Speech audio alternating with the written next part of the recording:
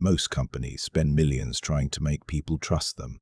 SpaceX spent those millions building rockets that exploded and ended up with one of the most loyal audiences in modern business history. That's not accident. That's not charisma. That is a precise, layered application of human psychology executed at a scale most brands never attempt. Because SpaceX didn't build a company the way companies get built. They engineered belief, and they did it in 3 moves. The first move was the destination.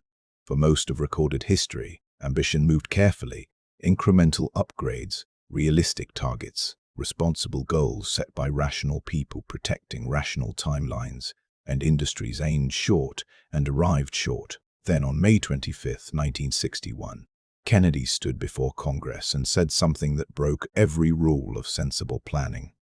A human being on the moon before the decade ends. The technology barely existed. The infrastructure barely existed. Most engineers quietly believed it was somewhere between extremely difficult and completely impossible. And yet something shifted, not just inside NASA, inside the entire country. People stopped calculating steps. They started imagining arrival. Psychologists call this goal gradient theory. When people believe they're moving toward a destination that genuinely matters, effort doesn't increase gradually, it accelerates. But what most people miss about enormous goals is this: they don't just pull people forward, they reorganize everything beneath them.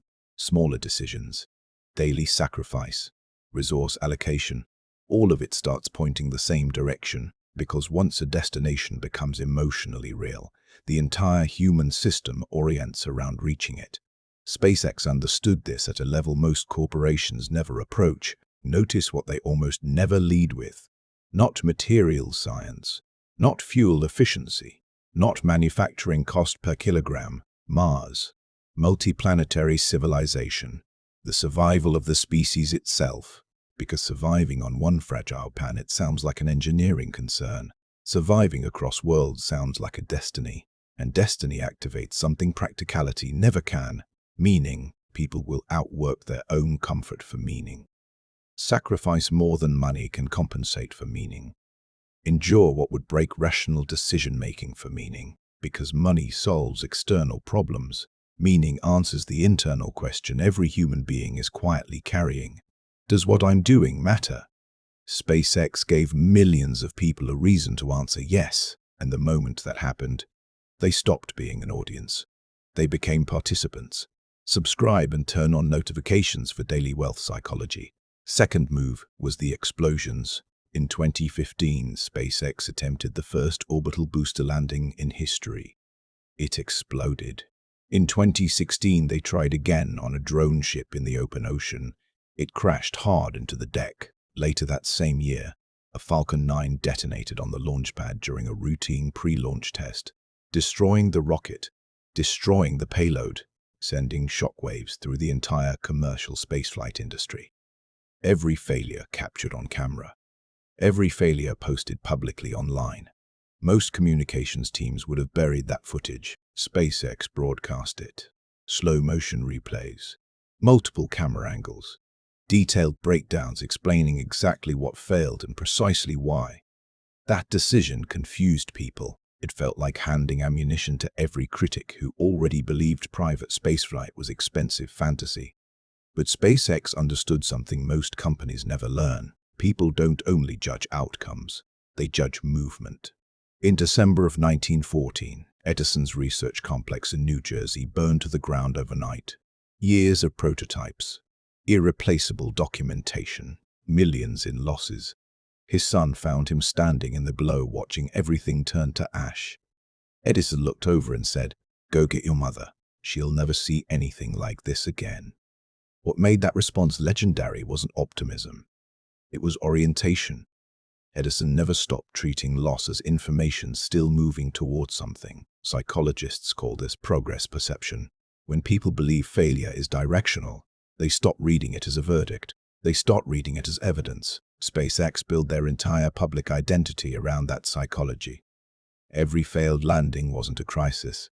It was a chapter in a story still being written, and something unexpected began happening inside the audience watching. People stopped wanting perfection. They started wanting progress, because progress feels human. Perfection feels corporate. Nobody bonds emotionally with a flawless machine. People bond with refusal, with watching something absorb every failure and return to the launch pad anyway.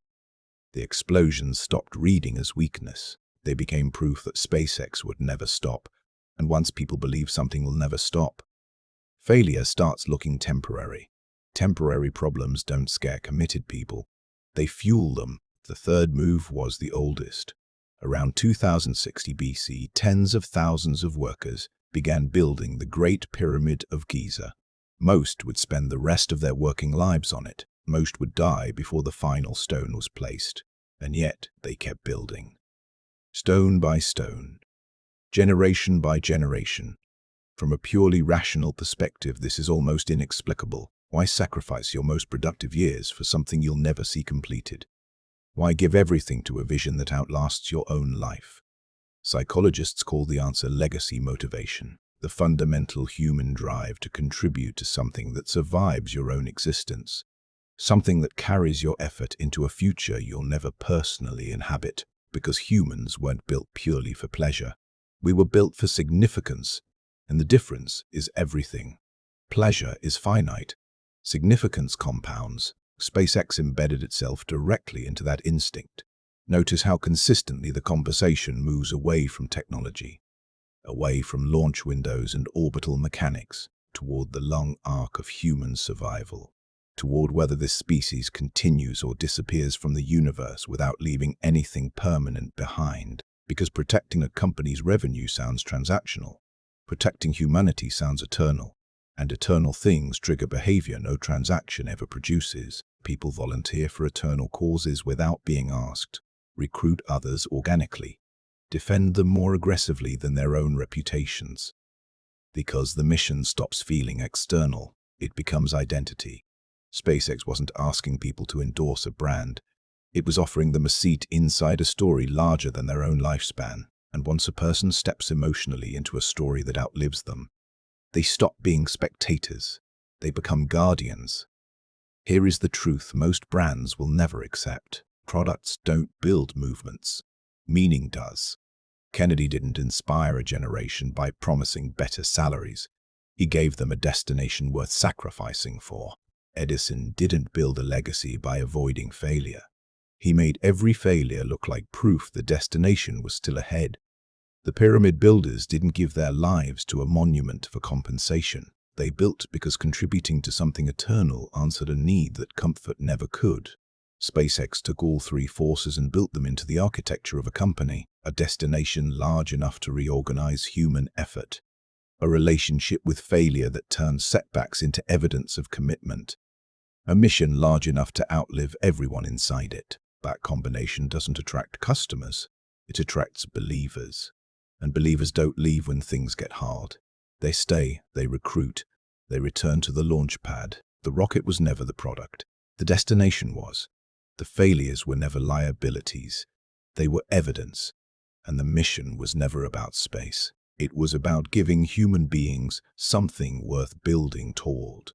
That is how you construct something that lasts, not by selling a product, by selling a place inside a story that refuses to end. Subscribe and turn on notifications for daily wealth psychology, because the next series breaks down a brand that didn't sell a destination or a mission. It sold something far more primal, the feeling of winning.